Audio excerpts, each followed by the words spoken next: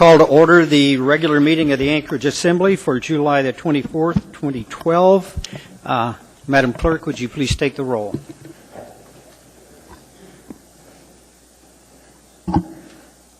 Ms. Drummond. Here. Mr. Craney. Here. Mr. Honeman. Here. Ms. Gray Jackson. Honored to be here. Mr. Hall. Here. Ms. Johnston. Here. Mr. Starr. Here. Mr. Trombley. Here. Ms. Osiander. Mr. Flynn. Mr. Birch. Here. You have a quorum.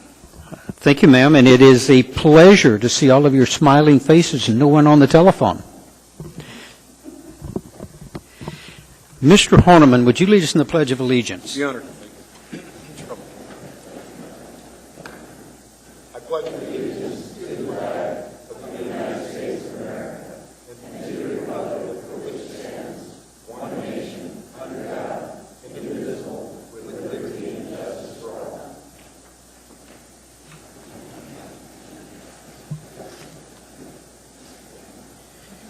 Mr. Mayor, you have a report for us?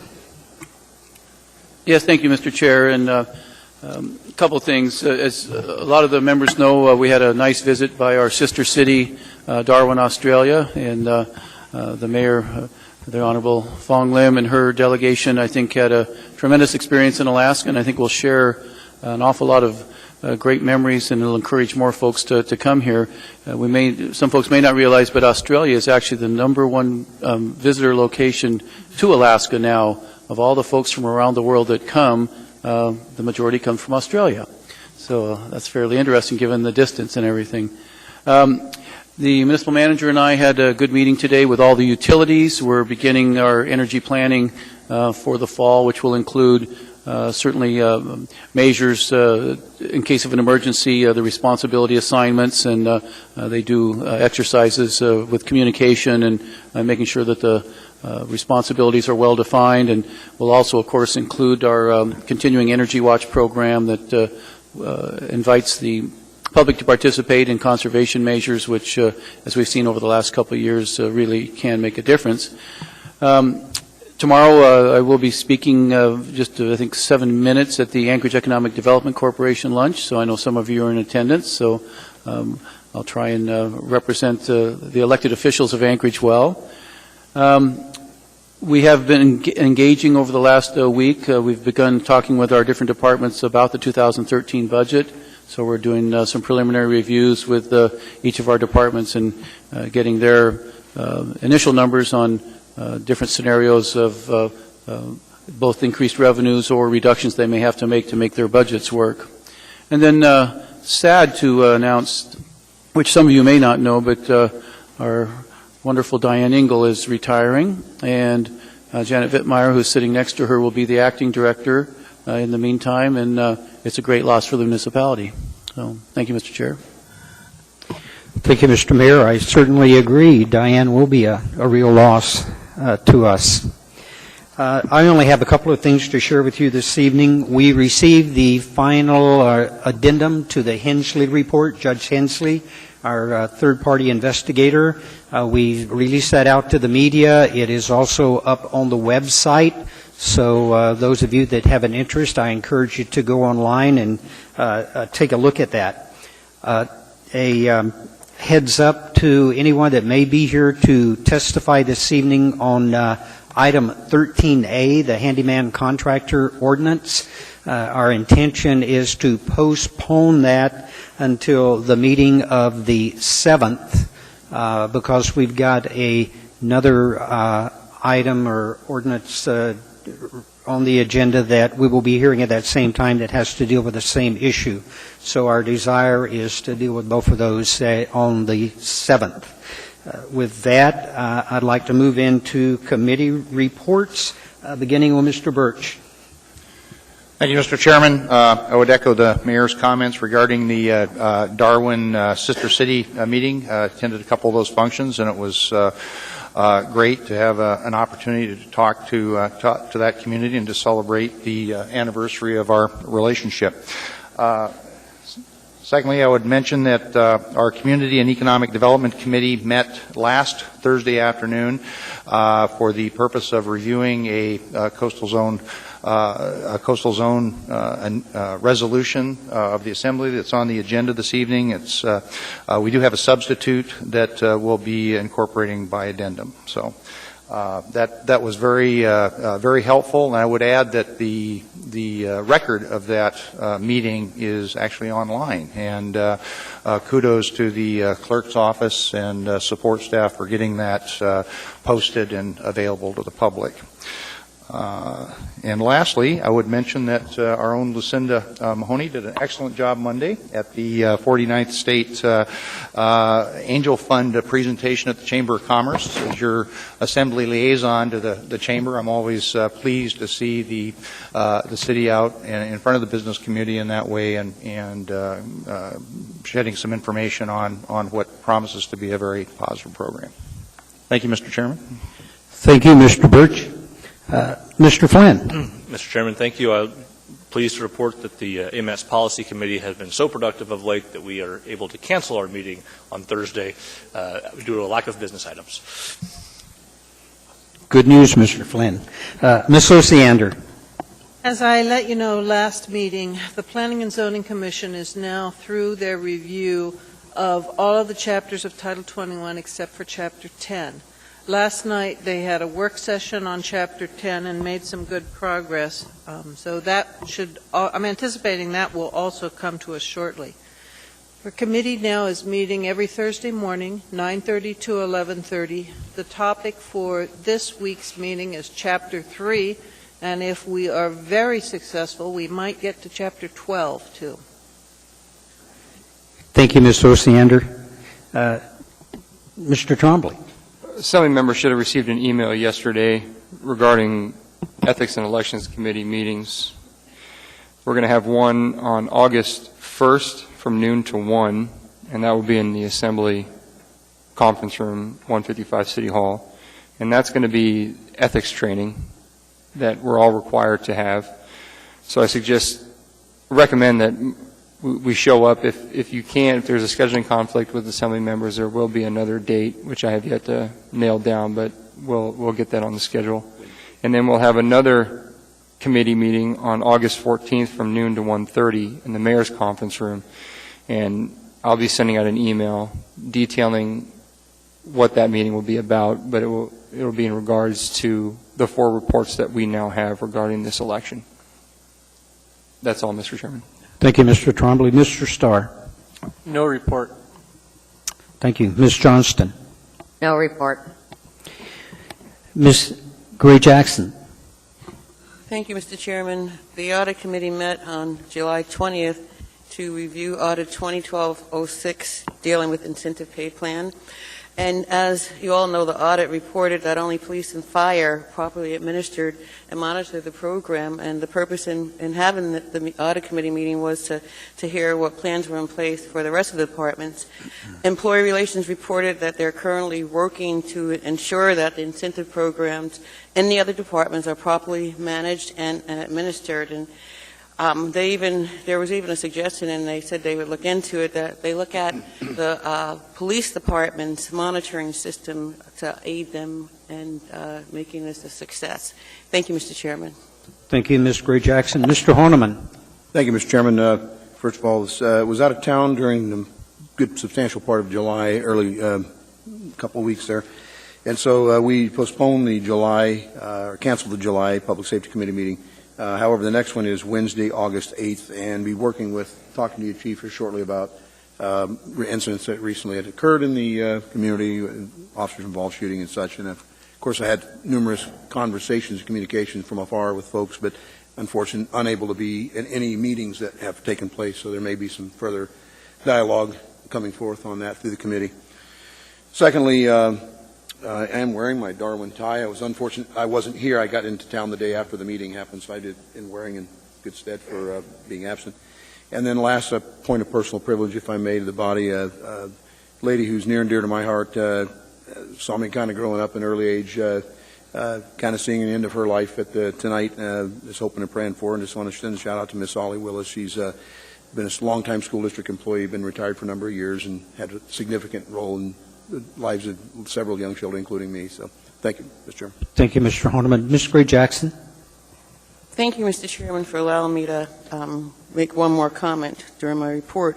And the comment is, I think everybody knows that the audit committee is the municipal audit committee, and there are 3 members appointed by the assembly and 3 members appointed by the mayor.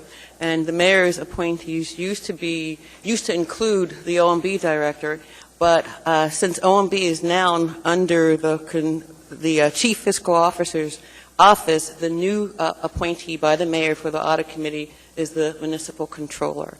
Thank you, Mr. Chairman. Thank you, Ms. Gray-Jackson. Mr. Trainee. Mr. Chairman, we've got a couple scouts here. If you'd have them come up front and identify what troop they're with, I'll give you my time. Thank you, Mr. Chairman. So it's good to see scouts come here. One's working on his citizenship merit badge, I think. Yes, please come up and introduce yourself. And Mr. Trainee, you are most gracious to give up your time. Thank you, Mr. Chairman. If you'd tell us your name, what rank you are, and what troop you represent, we'd appreciate it.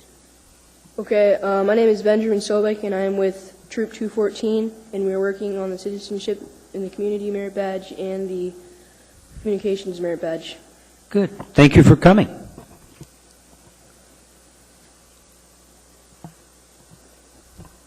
Thank you, Mr. Trainee. You told me Members two. of the Assembly, There's one here. Mr. Mayor, we have a group of 1 scout because somehow the summer couldn't, the assembly meeting couldn't compete with the pleasures of being out of school and being out doing sports and getting in the woods. Thank you.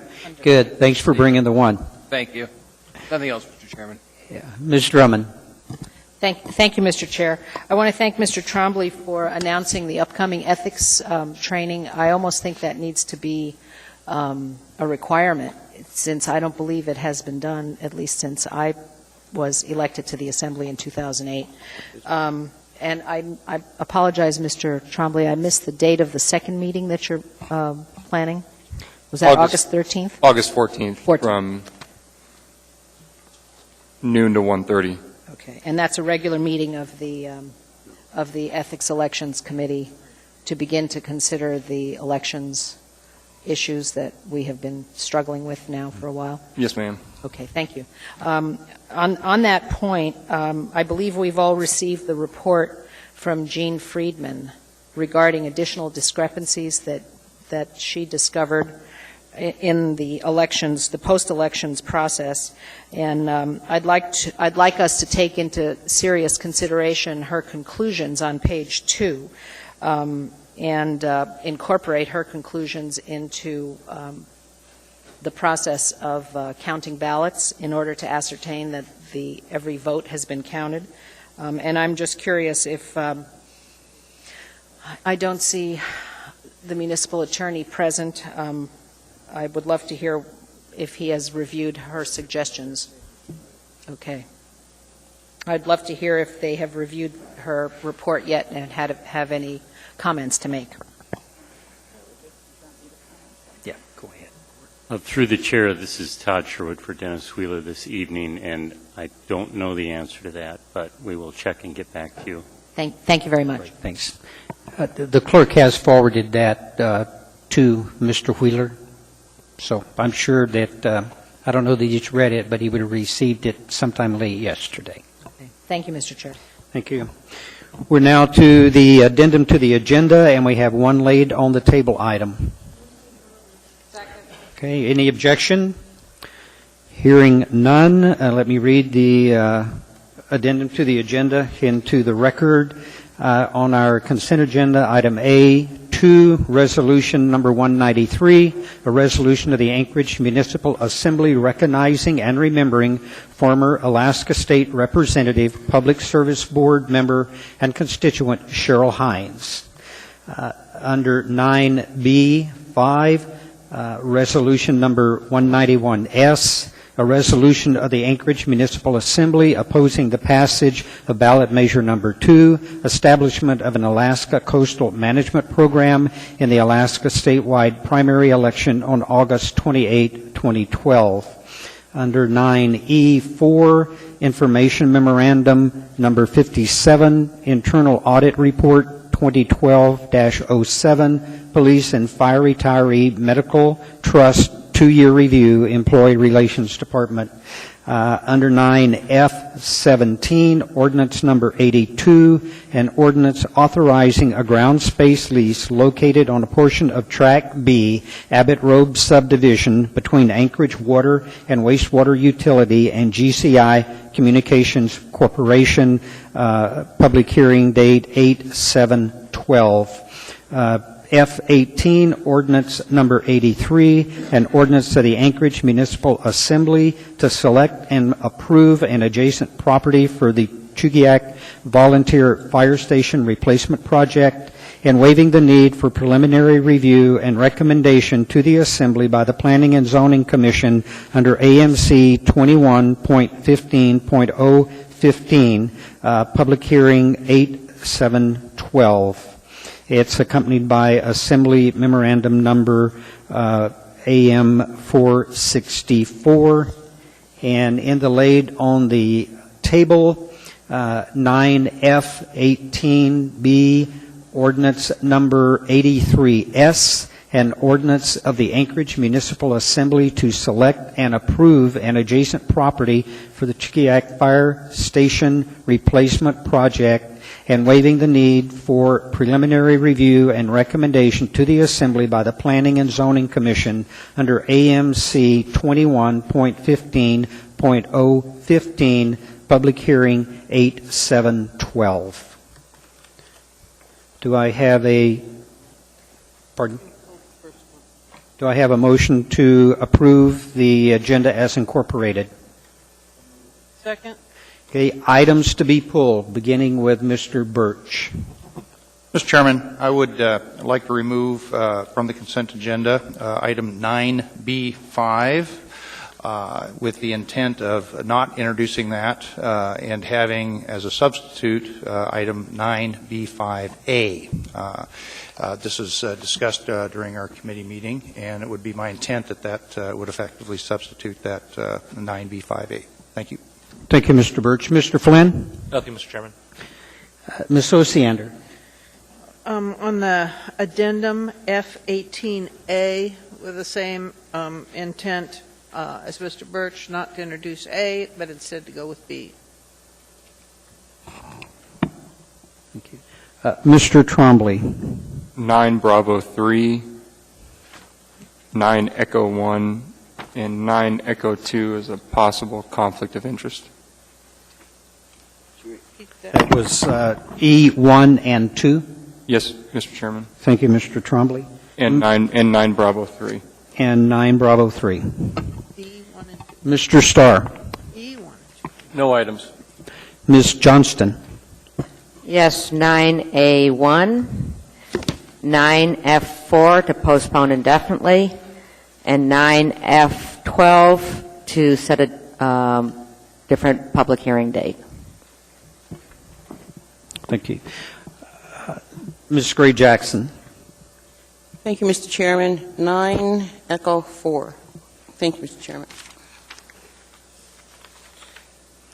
Mr. Honeman? No items, Mr. Chairman. Mr. Trainee? Ms. Drummond? Nothing, Mr. Chair. Thank you. Thank you. I want to show that we have pulled 9A1, 9B3, 9B5, 9E1, 9E2, 9E4, 9F4, 9F12, and 9F18A. Have I missed anything?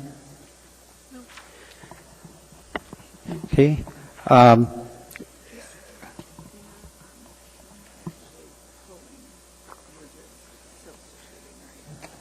he's pulling to postpone indefinitely. Okay. Please vote on the consent agenda, but for the items that we've pulled.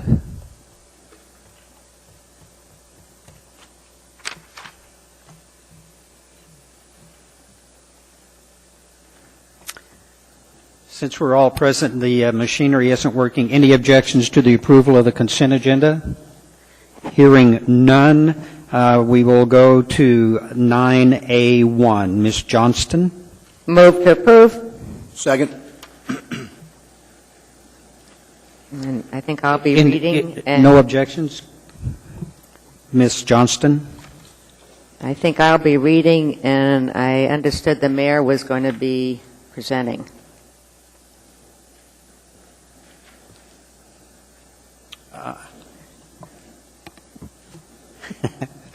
All we need is the mayor. Ta-da!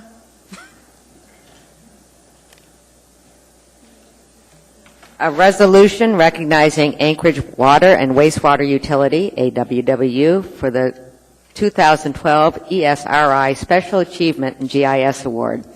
Whereas Environmental System Research Institute, Inc., ESRI, a known world leader in geographic information system, GIS software, selected AWW from over 100,000 user organizations worldwide for a 2012 Special Achievement in GIS Award.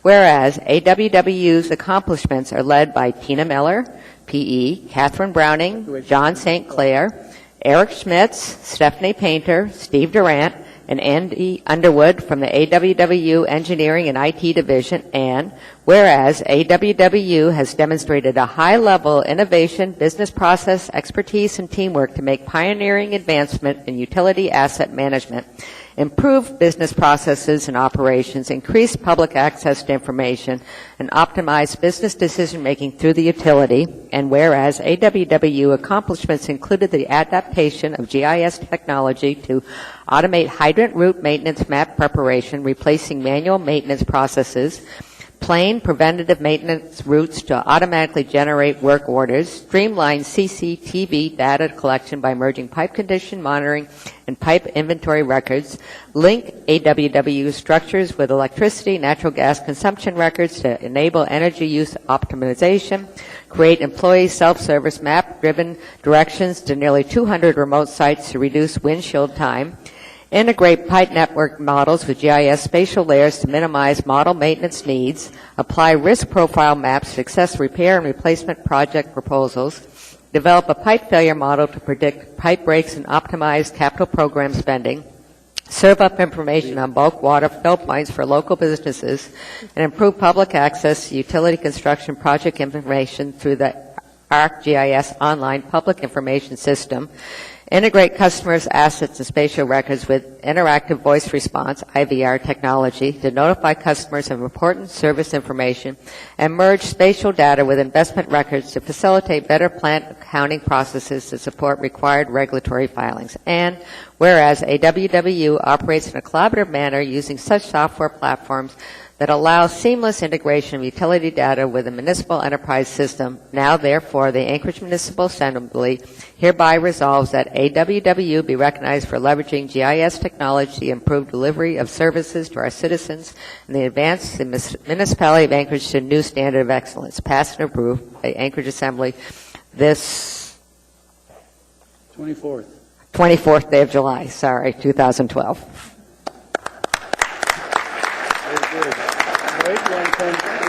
Speak on behalf of the group. First, I want to thank you for taking the time to recognize us. It's been a lot of work, a lot of years of work, and we have the group here who has done it.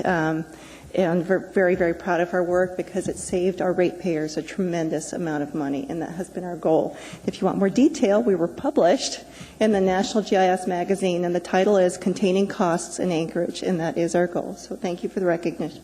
Very good. Thank you. For everybody. Good job, you guys. Thank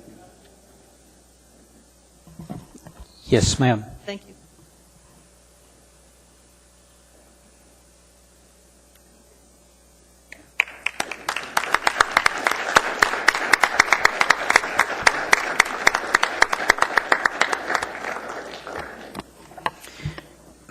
We now have before us item 9B3, resolution number 186, a resolution of the municipality of Anchorage appropriating $88,500 from the Alaska Department of Health and Social Services as a grant award to the State Direct Federal Pass-Through Grants Fund, number 231 for provision. Thank you.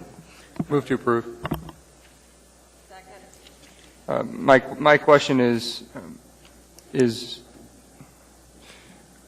I appreciate the work that the community does in HIV prevention, but I'm wondering, there's about $7,000 that goes to the reproductive health clinic, and I'm wondering what is the money going to that particular clinic for, if it's for HIV prevention? Through the chair, Mr. Trombley, I believe that money is more used for disease intervention services. So in addition to the HIV prevention work, we also, when we get a positive case of a sexually transmitted infection, we interview that client, treat them, and then interview them, and try to provide treatment to their partners to try to stop the spread of it. I think probably many of you are aware that Anchorage leads the nations in some ST, sexually transmitted infections. So that money is used for that role. And that's just run through that particular clinic, is that? The reproductive health clinic has a family planning component and also a sexually transmitted disease, basic women's health, and the family planning component is only about half the work we do there. Thank you. That's all, Mr. Chairman. Any other comment? I'm going to check to see if our voting is working. Please vote.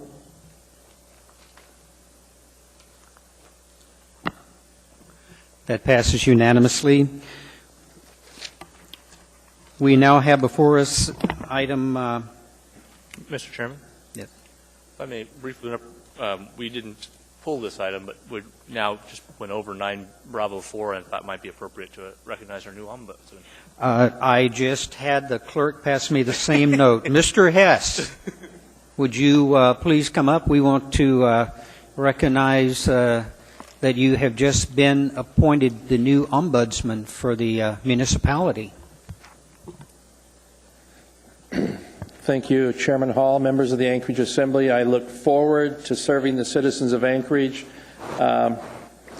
Mr. Flynn asked me during the interview what the heck I was thinking, and my response is, this is a dream job. It's an opportunity to serve the citizens of Anchorage. You know, the face of our community is changing almost daily, and I did make the commitment to the chair and to the members of the selection committee to start doing a lot of community outreach. Government is not user-friendly sometimes, and I think that's one of the roles of the Ombudsman's office, is try to educate the public and to let them know that our office is there to assist them in their interactions with government. So I look forward to working with all of you and serving the citizens of Anchorage.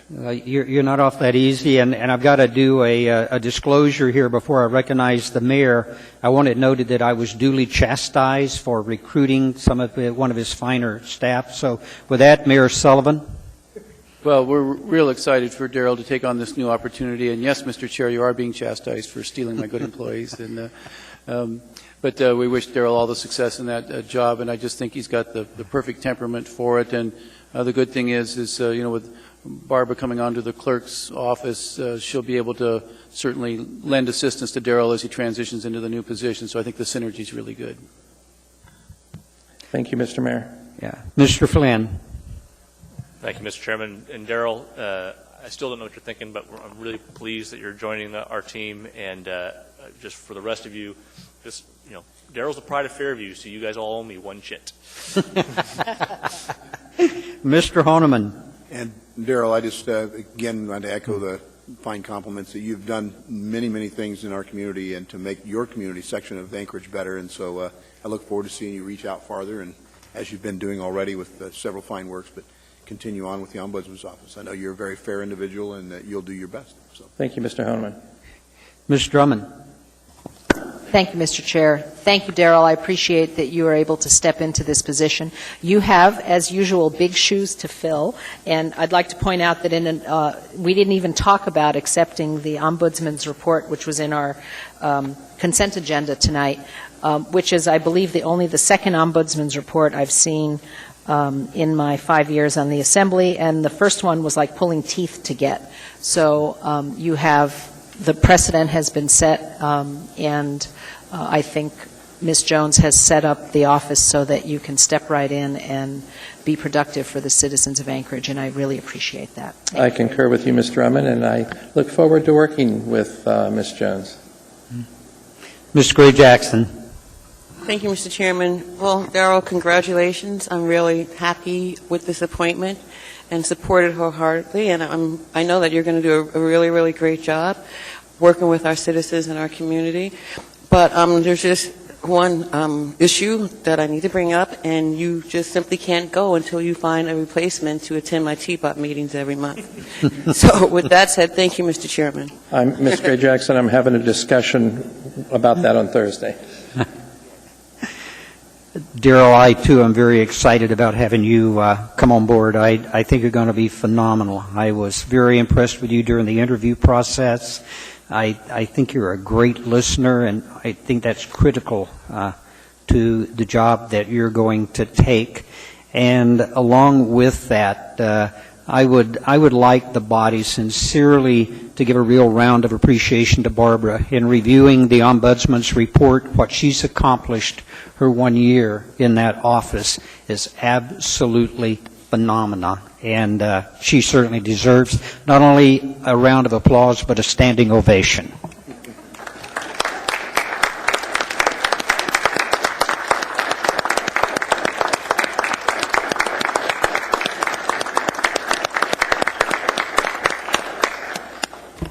No pressure, Darrell. Thank you. We now have before us item 9B5, resolution number 1. Yeah, but he's got to pull it and postpone. We didn't pull that. It's not pulled up the addendum to the agenda either. I went through, sir. Okay. Mr. Chairman, I pulled 9B5 with the intent that I withdraw that because with the substitution of 9B5A, Right. it's rendered moot. Thank you. And now we've done it officially on the record. That's all I'm trying to do. Thank you. And no objections? Seeing, hearing none. We are now to 9E1, Information Memorandum Number 54, contracts awarded between $50,000 and $500,000 through formal competitive process for the month of June 2012. Move to accept. Second. I just wanted to ask a question about the contract with Snow White. I had a chance to talk with the owner of Snow White, and he says there's been some issues with that contract as far as what he's been able to do, and there's been, the best way to put it would be some conflicts with the individual who, I guess, enforces that contract or manages the contract. Is there someone that I could talk with offline to address specific issues instead of bringing it forward right now? Yes, sir, Mr. Trombley. I would prefer to chat with you offline on this particular issue. That's fine, and that's it, Mr. Chairman. Okay. Seeing no one else in the queue, any objections? Seeing, hearing none, that item is approved. We're into 9E2, Information Memorandum Number 55, Sole Source Procurement for the month of June 2012.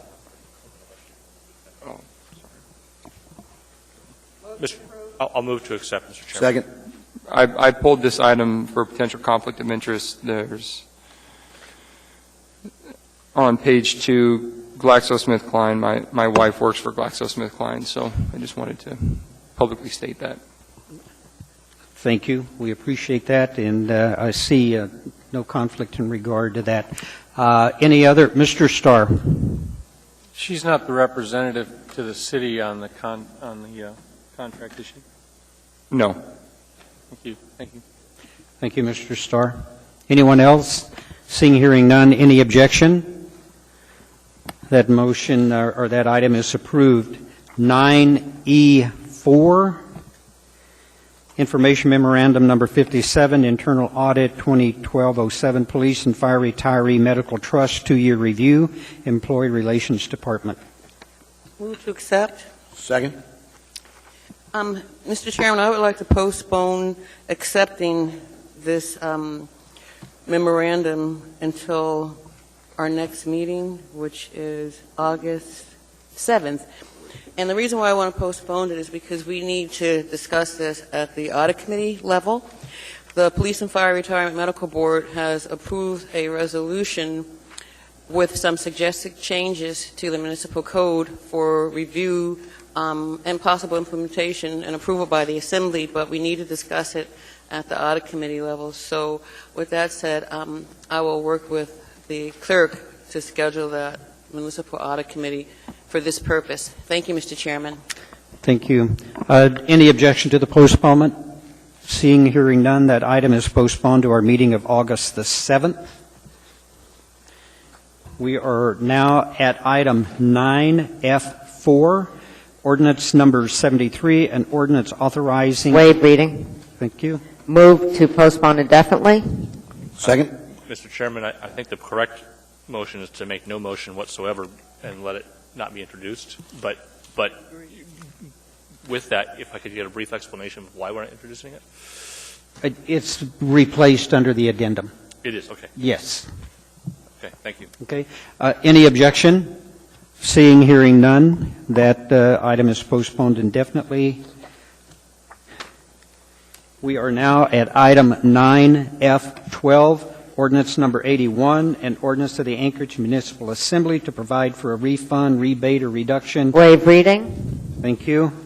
I pulled this to change the public hearing date to October 23rd. Second. Mr. Starr. I'm not sure that's really prudent on the need to rebate property taxes that we collected in excess to service the ASD budget. So my question on that, maybe Ms. Mahoney can answer that. Houses that would sell or turn over, or we've had property taxes collected on their behalf, how would we issue a refund check to somebody that has since, perhaps sold a property, is entitled to the refund? How does the city record that? Meaning the longer we wait to issue refund checks on the overcollection, what would you foresee happening, delaying all the way into October? Through the chair, I asked this question of our treasurer, Dan Moore, and he indicated that to process refunds would require an extensive amount of resources because our current systems, our CAMA system and our PeopleSoft system are not set up for this. So we would need an extensive amount of lead time, one, to be able to do it, and then to, in fact, do it would require a significant increase in the treasurer's budget to hire additional resources to reconfigure these systems so that we could cut these checks. And additionally, it would be difficult if there are address changes and people have moved, and that was incorporated in his overall analysis. So there's no way to send invoices or refund checks to the same place we send the invoices to? What we would need to do if we send an invoice or... No, we've sent a tax invoice already. We've asked them to pay taxes. Now Right, so we would be sending them a check. To that same address. Yeah, we would use that as the starting point, but as I indicated, the system isn't set up for this. We would need to go in and reconfigure.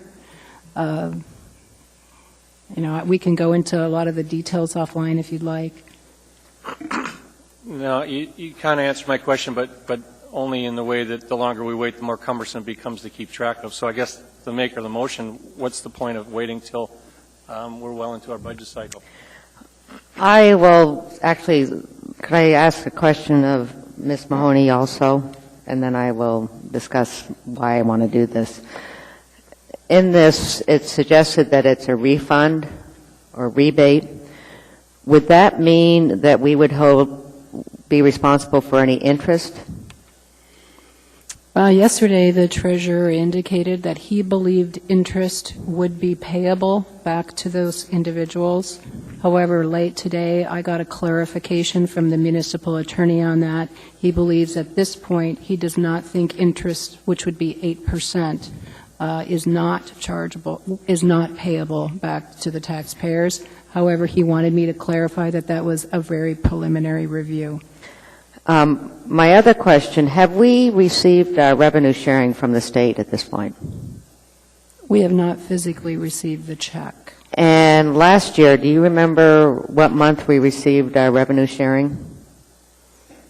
I think it was September. And have we received or had a full acknowledgement from the state for these funds? I believe yes. We've received the funds? No, we have not received the funds. And has the state said when we might be receiving the funds? I would need to follow up on that in regard to the specific date or month. I remember a number of years ago when the state had, and I can't remember the circumstances, I think it was an additional revenue sharing, and because the formula was different than the regular revenue sharing, and they had to reconfigure everything, we actually did not receive those funds until November or December. This is also something like that, as the state is trying to figure out how they are going to be refunding these funds to the municipality.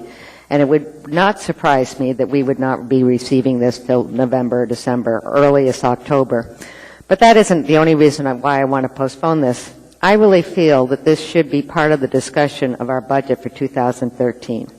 I understand why you've raised this. I understand the issue that you're bringing up as far as that with what the state did, it puts us in a position of overtaxing the citizens of Anchorage.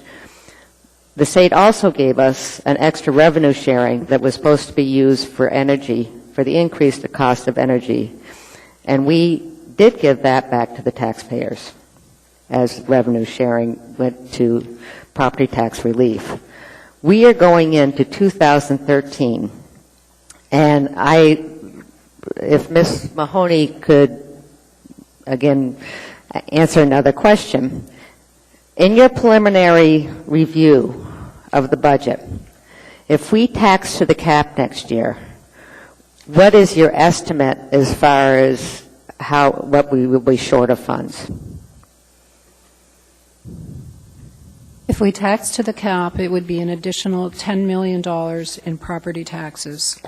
We had presented to you, the Assembly, our very preliminary budget gap. I believe it was about $25 million.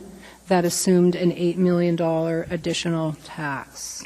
So we're still $25 to $30 million in regard to our overall budget challenge. My final question to you, because I have asked, and I was waiting for an opinion from our municipal attorney on these funds and how we can use them. But in my discussion with you, you actually spoke to the Department of Education.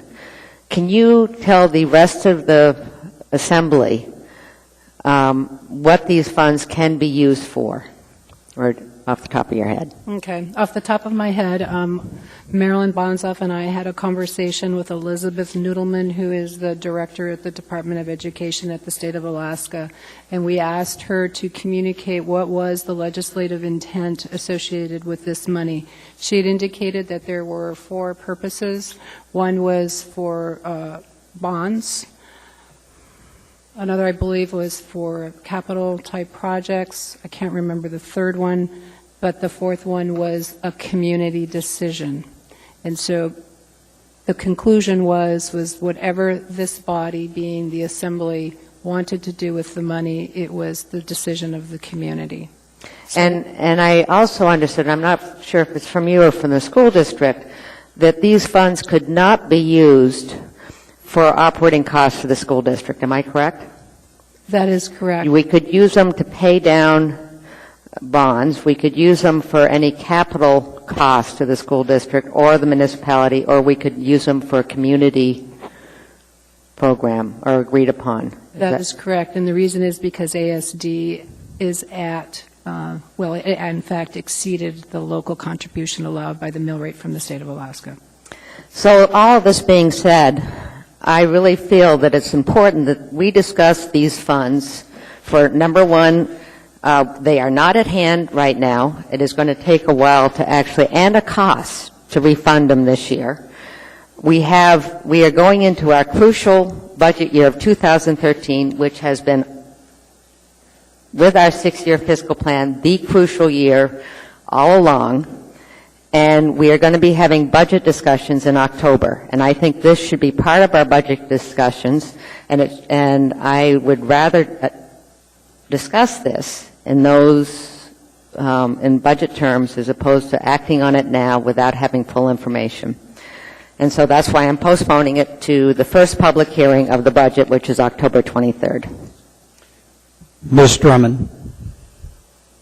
I agree with Ms. Johnston's rationale behind postponing it. I was going to suggest that we simply consider refunding it, but through a credit in the next year's tax rather than getting all complicated. It seems to me that to refund an average $85 tax rebate, it sounds like it would cost a significant amount of that $85 to create the rebate process right away. So I'm supportive of postponing it and having a discussion in due course and allowing the administration to come up with a plan and a way to fund it if that's the way the body chooses to go. Thank you. Mr. Starr. If this body remembers last week, or last meeting, I should say, 2 weeks ago, we formalized the ASD school budget. And part of that is a clarity on where the money is coming from. And when we clarified their budget and we expanded their budget, we clarified the funding sources. And so here we have, anywhere between $8.1 million and upwards of $10 million that's not required to fund this year's budget for ASD. So the idea in that we would be able to divert those dollars that were collected on behalf of this year's school budget and do something other than wipe the slate clean and give them back to where they came from is really taking the public down a road that I would rather not. So what I believe will have to happen is we'll have to bring back the ASD school district budget approved and then put this money back in there and overfund it. I don't see any other way pragmatically through the CFO, if she wants to take this one on, that we can legally even do it. We've got more money on the table than is required to fund this year's budget, and I just don't see any way that you can do that, especially when you look at our action, which set the previous mill rate with the intention of taxing the citizens for the ASD funding requirements and put out a specific dollar amount.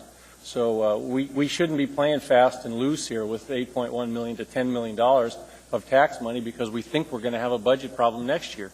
I'm well aware where that's headed, but the intent on this is to remedy this as quick as we can, knowing full well that we funded their budget with specific state guaranteed dollars, taxes that we don't need as much of, and do it as quickly as possible.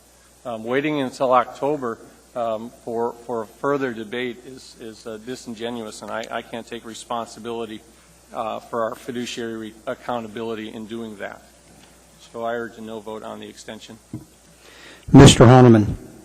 Thank you, Mr. Chairman. I made a second on the motion simply because I wanted to hear the reasoning and logic behind it. I guess I'm with Mr. Starr on this one, that I think that we're talking about how we're going to reimburse or refund or rebate taxpayers if they've been basically overbilled and out of their accounts, and it is their money. I guess more than anything, rather than relying on top of my head and from my memory, and I'm not sure, I'd rather get something in writing from the state that states where those funding legislative intent. I don't know where do we get that from, so I'll ask the administration or maybe the clerks. I don't know who we need to get that clarification from, the legislative intent behind it. So if we could get that ahead of the time, and I'm not opposed to an extension, but I believe that somewhere in September would be a more appropriate time, maybe ahead of our budget cycle, so we'll know what we're doing with these monies for 2012 rather than 2013. Ms. Mahoney. I would just like to respond to Mr. Honeman and indicate that we did request the Division of Education Director to provide this information in writing, and we have been waiting on that. Additionally, I would like to point out that according to Mr. Moore, Dan Moore, our treasurer, he estimates it will take 5,000 personnel hours for us to go through and calculate this refund and to distribute it to taxpayers. That is a lot of hours, and it is hours that we do not have. So our new technology our equipment wouldn't help at all in it. Our CAMA system is 30 years old, and it resides on a mainframe, and it is antiquated. Mr. Trainee. Ms. Mahoney, just as soon as that comes in for the state, if you'd get it to the Assembly as expeditiously as possible, because I'll vote to have this hearing on the 23rd of October. But I do want those comments from the state in writing, if you would, please, ma'am, as soon as it comes in. I will do that. Thank you, Mr. Chairman. Mr. Trombley. For clarification, Ms. Mahoney, when you said that there's 4 options for what we can do with the money, you said one of them is community, what was the term you used? Community decision? Yes. And that is in direct reference to the amount of money that we've overtaxed. Is that correct? That is correct. So we could use this money as a body for however we choose. That is correct. Okay, that's all. Thanks. Seeing no one else in the queue, please vote. You're voting on postponing to October 23rd.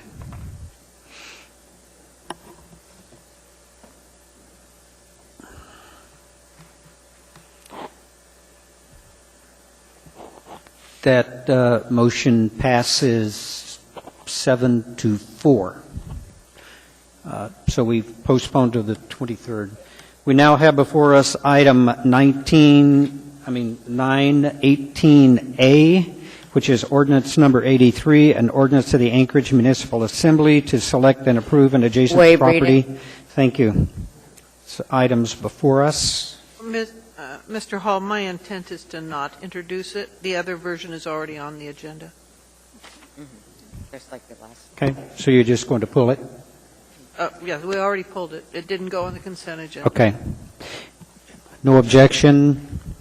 Very good.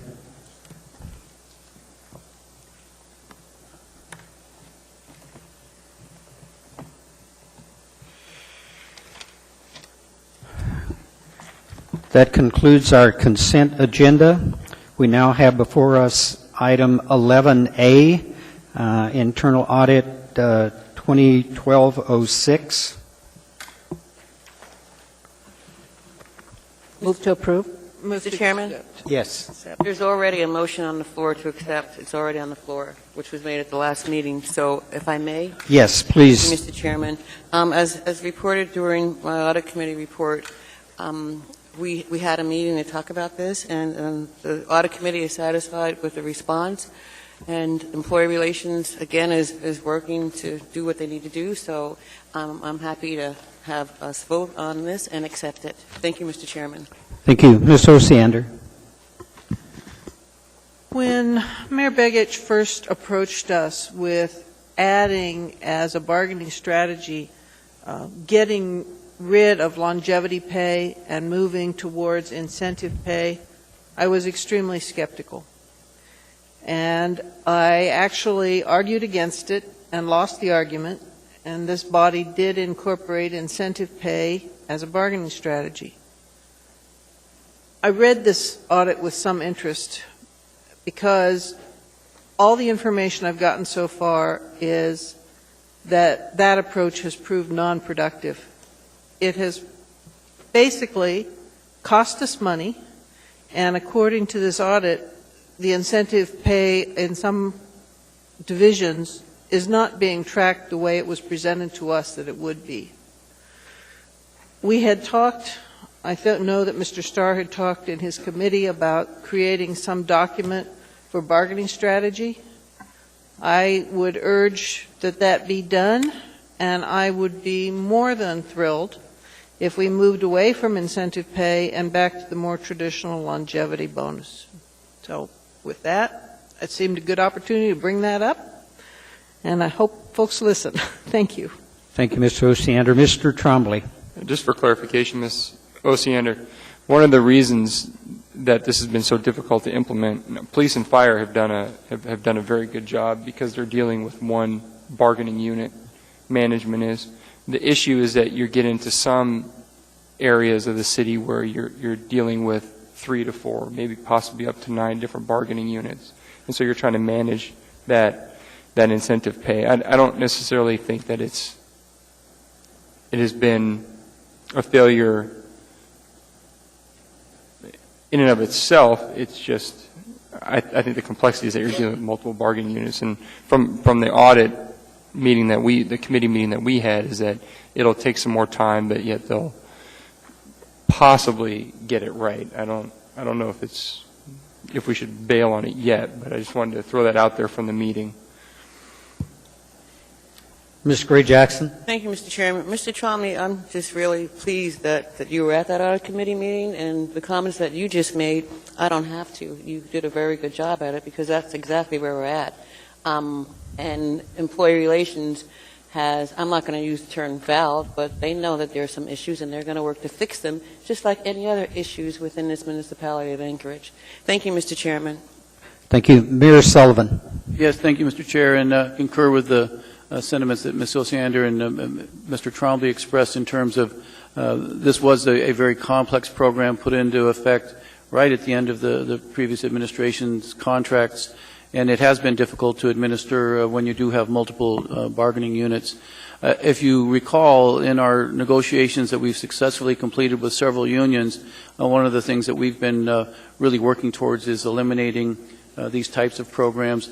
And if you read the audit report, I think you noted the incredible numbers in there where, over a 2-year period, people are achieving a 13% increase on top of their, cost of living or other negotiated increase. And the criteria to achieve the 6.5% one year and the 6.5% the subsequent year is to show up to work on time, don't get into accidents, don't have disciplinary problems, which, quite frankly, are the things that in most cases are how you keep a job in the first place, yet less get a 13% reward in a 2-year period. So it's our intent as we go forward to look at these sorts of programs. If we can structure them so there truly is reward for outstanding performance, we'll be interested in looking at that, but simply for longevity or for those criteria that are required to have a job in the first place, we're looking to make changes in those. So I think the audit pointed that out very clearly, the cost of these programs versus the benefit. Thank you, Mr. Mayor. I've had a number of you pop in and out. I'm assuming that everybody's taken themselves out of the queue. Seeing none, please vote.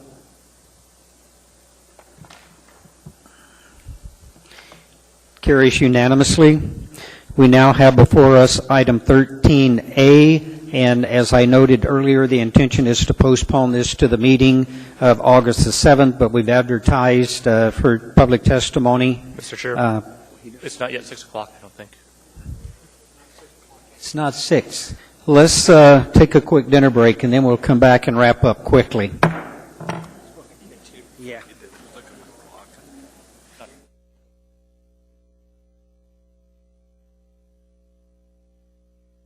I want to call the meeting back to order, and I would like to begin by inviting our missing Boy Scout up to introduce himself.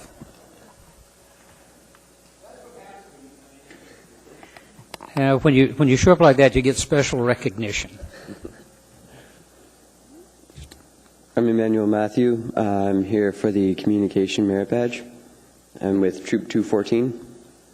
Good. Welcome. It's good to see you. Take care. Okay, we now have before us item 13A, an ordinance amending Anchorage Municipal Code, Section 23.10.105 to clarify contractor license requirements, list construction specialties that require municipal license. Thank you. This item is on us for public testimony. Seeing and hearing none, public hearing is closed. Move to extend public hearing on this item to August 7th. August 7th. Second. Any objection? Seeing and hearing none, this item will be carried over to the August 7th meeting. We're now into our regular meeting. Before us is item 14A, a ordinance amending Anchorage Municipal Code, subsection 19.20.260B.1 to change the method interest rates are established. Waive reading. Thank you. This item is before us for public testimony. Anyone wish to testify? Anyone at all? Seeing and hearing none, this item is before us. Move to approve. Seeing no one in the queue, please vote.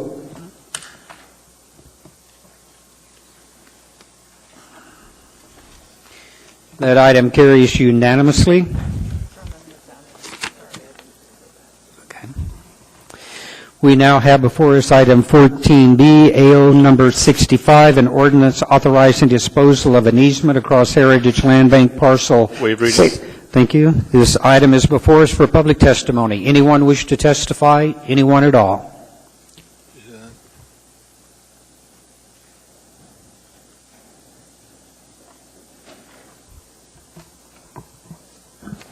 Good evening, everyone. My name is Phyllis Spencer-Bells. I'm a shareholder of Arctic Slope Regional Corporation, Ukpiavik and Nubia Corporation, and I'm a tenant of Chief Paul of the Kanik tribe. And I just want to remind you that, this wasn't your land to begin with. You just stole it like you stole our oil. And you're going to have to start making restitution to the people that actually come from Alaska. I mean, you demean us. You don't treat us with respect. It's really annoying. And I myself have been a volunteer for the community for well over 30 years. And all I get is laughs in my face. I've been a victim of this and a victim of that. And I volunteered for the police department before because I wanted to help the community become safer. But all I see here is a bunch of corrupt, stuffed officials stealing our stuff and not returning it back to the actual natives who own the land, own the water, the oil, or the resources. And so just put that in your mind, because I'm getting far too poor to care. Thank you. Thank you. Anyone else? Seeing and hearing none, this item is before us. Move to approve. Any discussion? Seeing, hearing none, please vote.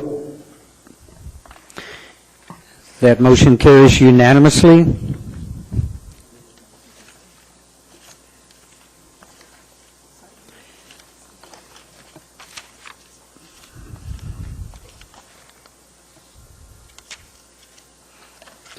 We have now before us item 14C, AO number 66, an ordinance authorizing disposal from the Heritage Land Bank inventory. Waive reading. Thank you. This item is now before us for public testimony. Anyone to testify? Anyone at all?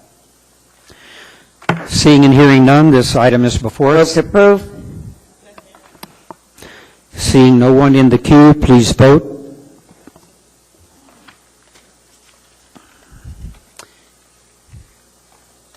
That item carries 10 with 1 absent.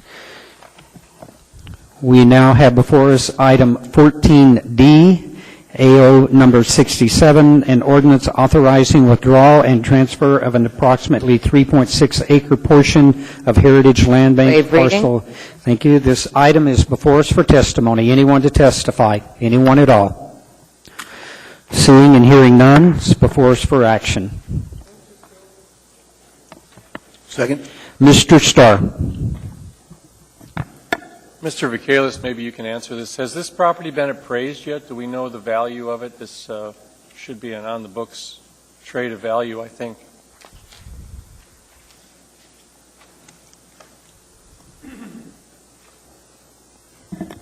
Through the chair, Mr. Starr, Allison Smith, Heritage Land Bank. The appraisal we're using is at $384,000. And we basically, how do we do that? Trade title, or what? How do you consign it over to them in perpetuity? We'll give them a deed. Do we? Okay. So they'll pay us? Yes, cash. Thank you. Thank you. Seeing no one else in the queue, please vote.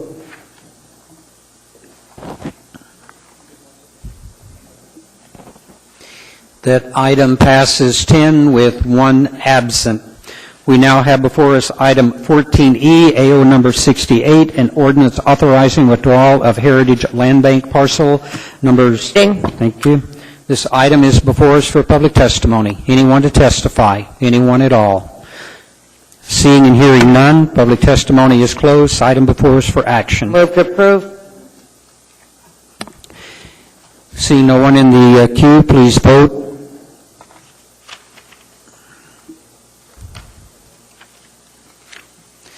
That item passes 10 in favor and 1 absent. We now have before us item 14F, AO number 63, an ordinance to the Anchorage Municipal Assembly amending Waive Anchorage. reading. Thank you. This item is before us for public testimony. Anyone to testify? Anyone at all?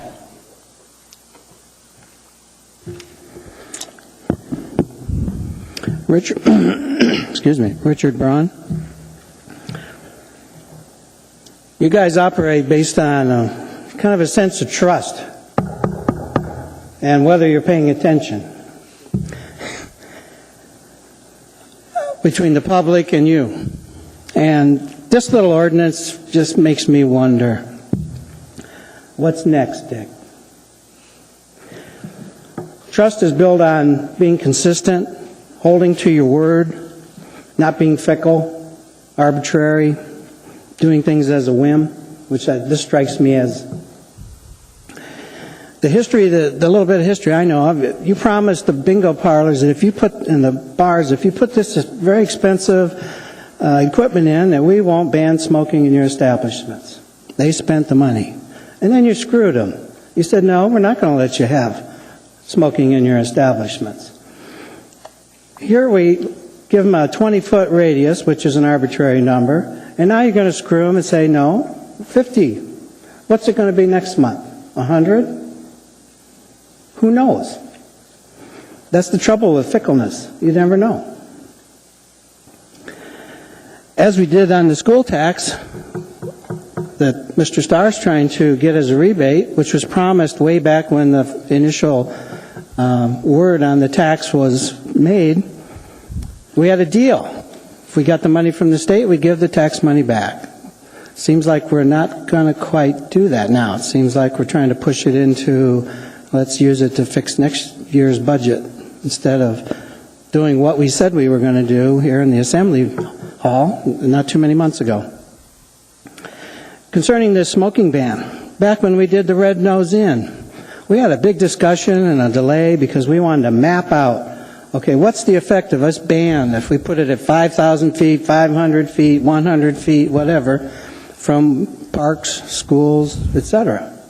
So we went to a lot of trouble to see, okay, what is going to be the effect before you implemented it. Put a little bit of thought into it, a lot more than the fireworks ordinance. How about we come up with a map? Let's plot all the places and see what this 50-foot zone does, what businesses next door it might affect, who it may or may not affect over here, etc. Let's put a little thought into this instead of throwing some random number out. And lastly, I'd like to have a little less of this anonymous, boy, I got some constituent calls. Let's do this. How many? 1, 2, 3? And why can't they do like I do? Why don't they come before you, identify themselves, and let us just see. Is this an overwhelming request, or is this one person, 2 persons? We don't know. That's what bugs me about this. I hope you vote this down. Let's just keep it at 20. It's good enough. Deal's a deal, right? Thank you. Thank you. Once again, my name is Phyllis Spencer Bells, and, well, this is such a messed up situation you have here. Okay, yes, we understand that the carcinogens in cigarettes and cigarette smoke are harmful for one's health. That's a given. But on the other hand, you have to sell cigarettes to purchase an overpriced cop. In one of the cities that's highest hit with crime rates in the entire nation, here cops are understaffed and overpaid. If the corrupt mayor there had actually stopped to care about the safety of Anchorage before he forced all of you to tax cigarettes, it would have been a lot easier, because the cops themselves put $2 to $3 million in traffic tickets into the municipal general fund on an annual basis. And my tribe, yeah, we're getting screwed. And what we do get, 70% goes to all the other tribes, which comes to Anchorage in taxes and whatnot. And, you know, the oil reserves are very large. And you guys got to think about what you're doing here. I mean, you want a cop? You want safety? You want a fire department? Those are services that have to get paid for. And if you can't work together cohesively with the state of Alaska to get your funding that you need, you got to look at yourselves and wonder why they won't give you the money necessary to get the services done.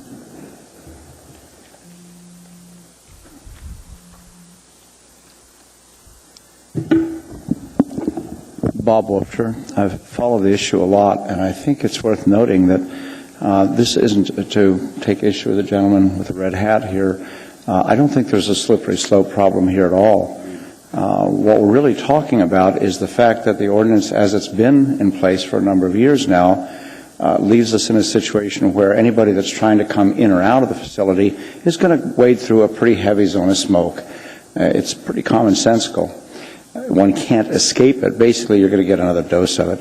And I don't think it's reasonable to compare apples to oranges here. It's not like you're treading on someone's right to smoke. It's comparing someone's right to health, to avoiding a toxic substance, to secondhand smoke, as opposed to someone's individual habit and convenience. One's not anti-individual rights to say that it's pretty obvious which ought to take precedence. And to be effective, the zone does need to be extended. The ordinance should be passed. Thank you. Anyone else to testify? Anyone at all? Seeing, hearing none, this is before us. Move approval. Second. Mr. Trombley. Mr. Trainee, I just have a question for you. Yeah. Downtown, you have the federal courthouse. Right. Well, I don't know if this is exactly the courthouse, but you have, you say, Darwin's possibly on one side or F Street on the other side. Do you know how far that distance is? No, because this only deals with city property owned by the city of Anchorage. We don't own the courthouse.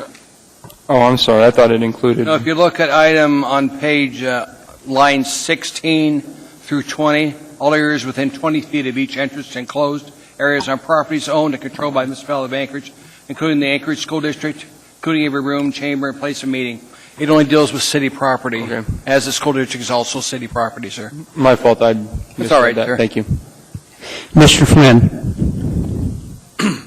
Thank you, Mr. Chairman. First, so I want to clarify, of course, 16, the next section 2 does not refer to city property. Are you explaining to us, Mr. Trainee, that section 1 affects section 2 as well? Yes, that was designed. It was designed to keep it away from restaurants, bars, things like that. This is just on city property. And Julia can explain that if she wants to. Yeah, I'd appreciate that, actually. Julia? Ms. Bucker, if you could help us understand which property specifically would be affected and which would not. Per Mr. excuse me, through the chair, per Mr. Trainee's request, this would target only municipal facilities and municipally owned entrance properties. But no private property would be affected. No, sir. Thank you. And I have a couple of questions. I think the health department is the right people to ask, but I'll let Mr. Michaelis decide. How many citations have we issued under this existing ordinance in the last 5 years or year or whatever? We'll let the health department. To the chair, Mr. Flynn, I'm not sure that we've issued many citations. I couldn't tell you off the top of my head. Our policy has generally been to work with people who are violating and bring them into compliance. But I could get that number for you if you'd like. I don't have it off the top of my head. We have issued some, any? We may have issued some. You don't know? I don't know off the top of my head, but generally when we get a complaint, we go out and work with the entity to say, okay, let's bring you into compliance. And then if people are unwilling, that's when we generally move to citations. So you don't have any enforcement budget for this? It's just sort of a complaint-driven problem? We have food, through the chair, Mr. Flynn, we have food safety and sanitation area, which enforces this and noise. So we do actually, all of our, except for our regular inspections, all of our things are complaint-driven. but we do, I would say that we do have the capacity to go out and work with people who are in violation of the ordinance. And that's something we've done. I've done that myself, actually, even with restaurant owners where we've had issues about their outdoor smoking areas, but we've always been able to resolve it in the cases I know of in a positive way. Thank you. Well, Mr. Chairman, I have to confess, I'm kind of troubled by this one. I happen to work on the street where Darwin's is located, Mr. Trombley, and I stepped it off, and near as I can tell, there is no place on that block, if this were enforced on private property, where you could stand and have a cigarette. Now, I'm not a big fan of smoking, but I have people who work for me who do like to smoke, and I'm a little concerned that if we do this for municipal property, the next step is to do it for private property, and then people who are taking smoke breaks are going to have to walk half a mile away or go hang out in Town Square Park or something like that. I'm a little, yes, city-owned properties. They can't go there either. I don't know where they go. It's just something that has me a little bit concerned, Mr. Chairman. I'm not sure this is a good idea. Thank you. Ms. Osiander. Actually, my concern is a little bit similar. Seeing the people that I know fairly well smoking outside of City Hall, I was trying to figure out where they would go. And they can't really go to the side because there's another entrance on that side by the Ombudsman's office. So I think it would have to be the sidewalk. And then I thought about the convention center. And people coming to this town to the convention center and where you'd have to stand if you were smoking there. So I appreciate the intent, but I'm probably not on board with this one. Ms. Johnston. Actually, I was going the same route that Ms. Osiander. I was looking at the convention center and looking at the City Hall, and I think the place of smoking would be in the city parking lot between the two buildings, which would be probably not much more than 50 feet each, and that's probably where I park. So I'm not quite sure, as I like others, appreciate the intent, but I'm having a feeling that we would be, they couldn't go to Humpy's and smoke, which would be another 50 foot in the other direction, and could maybe go out to Town Square, but they'd have to be far enough away from the pack. It starts getting, we start running down little bunny rabbit holes. So I think it would be tough to support this. Mr. Starr. No, kind of the same reason. I think we told these folks, you need to take it outside. They took it outside. We allowed canopies and coverings to be modified with the intent that we could accommodate them in all weather conditions as best that we can. The Egan Center, same way. A lot of European tourists that it's a smoking thing. That's what they do, and they like to smoke. So now we're going to have them move somewhere else as they stage and load buses on city property. I think it's the wrong message. It's not criminal behavior, and we're starting to drift down that path that speaks to that personal choice to smoke. Outside's good enough to me. 20 feet's more than enough. I'm not going to force people to hide behind trees and in dumpsters and cans because they feel that that's what they want to do. So, no, it's not going to happen. Thank you. Mr. Birch. Yeah, I'll be a no vote on this. I think I haven't been contacted by folks concerned about the issue. I do walk into City Hall frequently and see a number of my friends off to the side of the entry there, and it is hard to visualize where the alternative would be. So I think we've got something that appears to be working. Maybe it's not perfect, but I think it's working, and while I'm sure it's well intended. I will be a no vote on this. Thanks. Mr. Trainee. Appreciate it. We were discussing. Debbie, you're consistent. In all the years I've known you, you never voted against smoking ever in your life. I can take you back 10 years. It's always been the same vote, always for some reason. I think you always say I have a concern. I appreciate that, Debbie. But my concern is that people have to put their hands over their kids' face when they walk into our health department building or City Hall from the smoke. The people in Humpy's can still smoke. This only deals with city property. And what it does, it just tells the citizens of this town to pay tax dollars that have children that are allergic to smoke, and a lot of people that are really allergic to the smoke. This just protects them by moving the smokers further away. And if you go there any day of the week, they're smoking 5 feet from the front door. Ernie goes down there all the time to City Hall, and we always have to walk through smoke to get in there. So I'm voting for this because it's the right thing to do for the citizens of this town. Thank you, Mr. Chairman. Thank you. No one in the queue, please vote.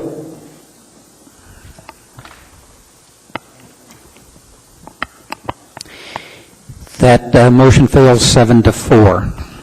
We now have before us item 14G, AR number 177, a resolution of the municipality of Anchorage appropriating $6,150,000. Waive reading. Thank you. This item is before us for public testimony. Anyone to speak? Anyone at all?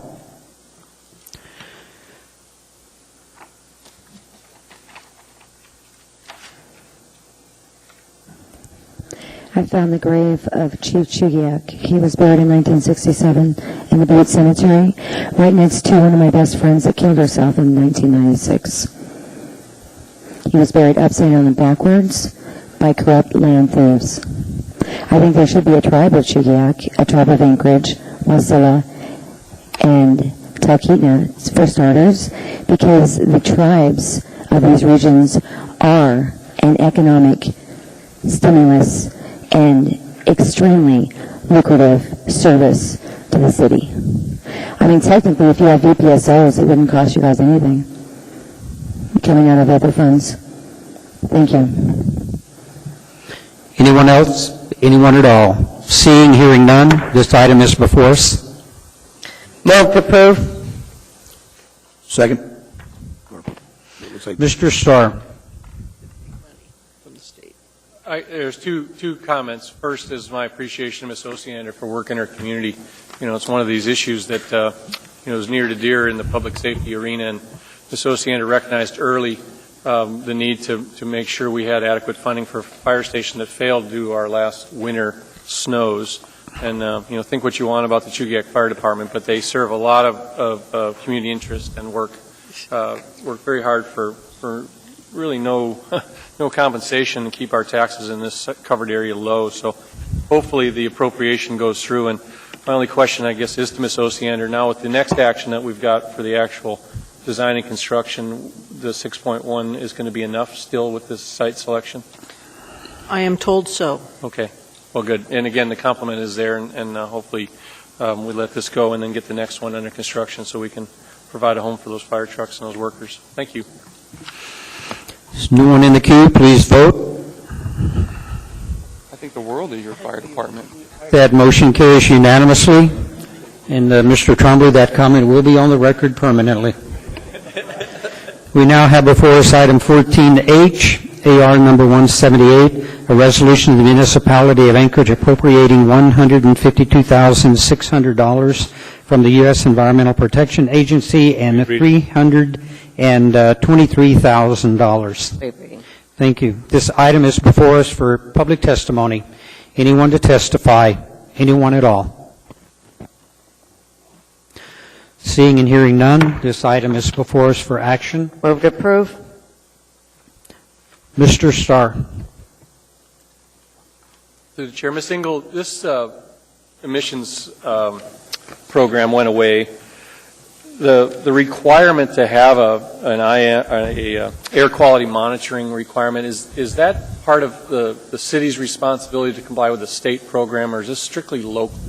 I know the IM debate centered around the fact that we met federal requirements that the state had burdened with us. Does this program continue to fall under a state mandated requirement that we take on?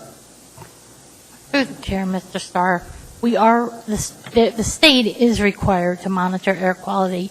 Anchorage has enacted its own ordinance around air quality and does a considerable amount of work in keeping a good air quality and also noticing things before they become a problem.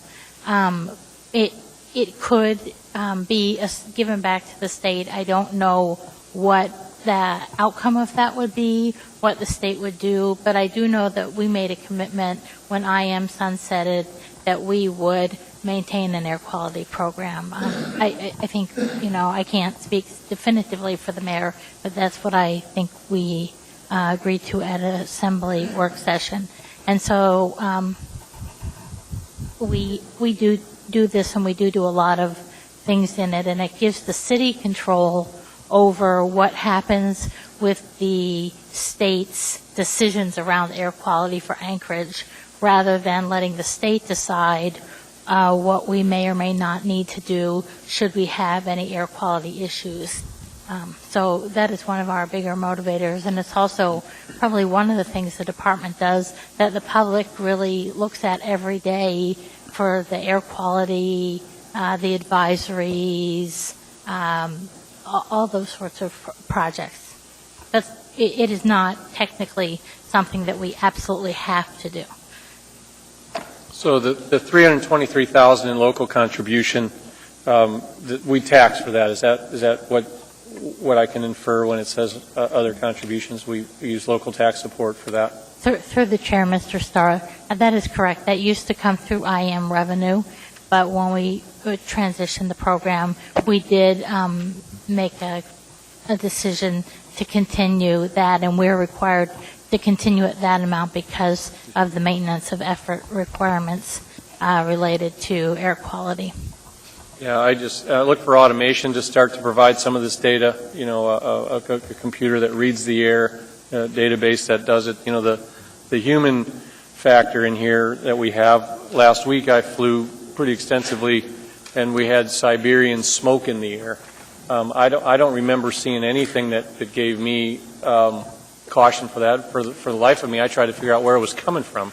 So what I see is your comments are right, and it advises the public. First off, I'm not sure what we can do with the information. Secondly, when we needed sort of the smoke and air quality guidance, I don't remember having an air quality alert last week when we couldn't see mountains east of Anchorage.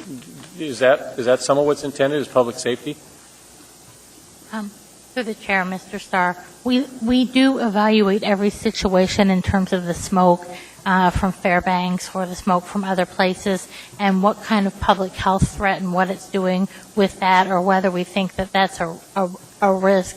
And then we often do put out public health advisories or air quality advisories. And I would also point out that the much of the work is automated, and we have stations all over town where our staff read the data and monitor the data with volcanoes, with a lot of things. But we do actually, whenever we think it's appropriate and reaches a public health level, put out a air quality advisory. Okay, well, it just doesn't say that the mission statement is public safety. It references everything from enforcement to planning and some of that, and I guess, monitoring is part of it. So it's all right. I think every program at the municipal level that provides a public benefit is probably going to be scrutinized as budgets become tighter. So I think that, I'll support this go-around, but, now that it's a tax-supported entity, perhaps we look elsewhere for our information and re-poll, re-ask, if you will use that word, what the public expects us to be providing. So a note of caution that I'm with it, but probably not much longer. Thank you. Thank you. Mr. Flynn. Thank you, Mr. Chair. Just a couple of quick things. I think you all read that part of what this group does is provide the air quality conformance for our transportation plan, and that is a federal requirement if we want those federal dollars. I honestly don't know if we could get away with not doing it and still receive those dollars, if we could, in fact, cede that authority to the state. I'm not sure, to be honest. Our plan rolls up into the state's plan, which rolls up to the EPA, and it is a critical component of our transportation capital process. The only other thing is I know a pretty significant population of the community is pretty focused on that pollen count in the spring because of the allergies and the effects that it has on them. So it's a useful tool that you're supposed to collect and disseminate via the website. So. Mr. Starr? And again, I forgot to ask the question. maybe Mr. Flynn actually knows the answer, but when we did the low sulfur requirement on our diesel fuel, diesel fuel is significantly higher now, but yet we don't fund air monitoring and particulate mattering through taxes off of diesel fuel that I can see through the funding sources in this action. Do you know that we get federal highway dollars through tax, diesel fuel tax that took effect? I'm not aware Ms. of Dingle, it. can you tell us that? Through the chair, Mr. Starr, I can't tell you that off the top of my head, but I'd be happy to research that. That'd be nice to know if we could. To the best of my knowledge, Mr. Starr, we didn't actually increase the taxation level on diesel, but the federal requirement is that you use ULSD for all on-road uses, ultra-low sulfur diesel, which I think is like 10 parts per million versus 500, if I recall correctly. And that caused the cost of refining to go up, and that's why the price of diesel spiked. So I believe diesel is taxed at the same rate as gasoline, which in Alaska is 19 cents. And that all goes to the State of Alaska General Fund. If I could, I would just add what Mr. Flynn said is correct. The air quality people work tremendously for AMATs and our conformance plans. And we do know, we have discussed in the department that we could give that back to the state, but then we don't have any the ability for our local AMAT policy group or technical advisory committee to really advise on what we think is in the best interest of the city. That those would become state decisions. You've seen the one in the queue. Please vote.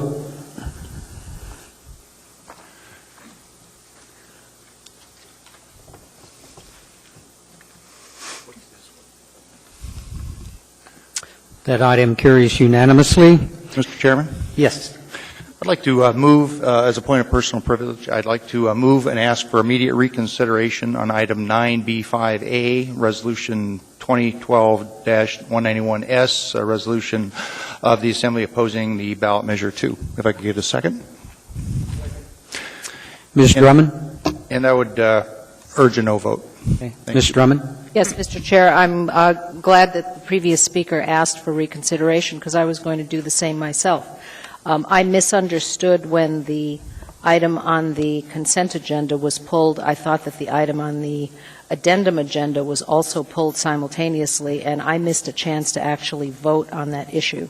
So I would actually appreciate a chance to reconsider 9B5A.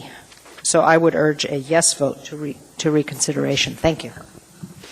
Ms. Gray-Jackson? Thank you, Mr. Chairman. I have to agree with Ms. Drummond because I thought the same thing, and I was actually waving my hand when we were not going to have a vote, and I'm glad that Mr. Birch brought up for reconsideration. I really would appreciate if this body would allow the two of us to do what we'd like to do, and that's vote on this resolution. Thank you, Mr. Chairman. Mr. Birch? Well, I think the opportunity to vote on this was earlier this evening, and the reason I moved for immediate reconsideration is that this is a very topical and very timely item insofar as it is going to be on the August 28th ballot just barely a month from now. So we really don't have time to skip it ahead a couple of meetings. So again, would urge a no vote on reconsideration. Thank you. Ms. Gray-Jackson? Thank you, Mr. Chairman. Mr. Burris, Ms. Drummond and I both had a missed opportunity, and I think it's only fair to allow us to go back and vote on this. Thank you, Mr. Chairman. Okay. Ms. Osiander? Sorry, I'm trying to remember. Were you out of the room? Well, I guess Ms. Drummond said she missed the chance to vote. No, if I may, Mr. Chairman, I wasn't out of the room, but I thought because it was pulled that we were going to have an opportunity to vote on it, and I was sitting here waving my hand, and I figured, well, maybe, that's what happened there. Thank you, Mr. Chairman. Okay. Seeing no one in the queue, please, we're voting on reconsideration.